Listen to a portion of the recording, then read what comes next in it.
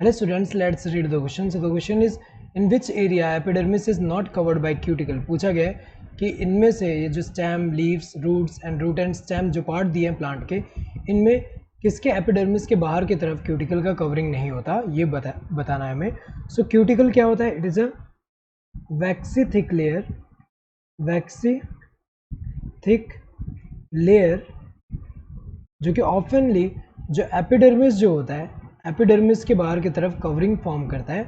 तो ये जैसे एपिडर्मल लेयर है, सो एपिडर्मल लेयर दैट इज ये एपिडर्मिस जो है, एपिडर्मिस के बाहर की तरफ यहाँ पे वैक्सी थिक लेयर फॉर्म कर रहा है, जो कि किस में हेल्प करता है? It is preventing water loss, prevent करता है ये. तो ये अगर हम देखें ऑफनली कहाँ प्रेजेंट है, अगर हम देखें तो स्टेम्स में तो हो सकता है, स्टेम के एपिडर्मल जो एपिडर्मिस है उसके बाहर की तरफ हो सकता है. लीव्स के भी अगर हम बात करें, लीव्स के भी अपर एंड लोअर एपिडर्मिस जो है उसके बाहर की तरफ क्यूटिकल प्रेजेंट होता है. तो यहाँ रूट्स में अगर हम देखें प्रेजेंट नहीं होता. रूट्स में अगर हम देखें, क्योंकि अगर ये रूट्स में प्रेजेंट होगा तो एब्जॉर्प्शन इजीली हो नहीं पाएगा, क्योंकि वैक्सी लेयर है, सो वाटर प्रूफ है एक तरह से, तो ये अलाउ नहीं करेगा वाटर को पास होना. तो अगर देखा जाए रूट में तो नहीं होता.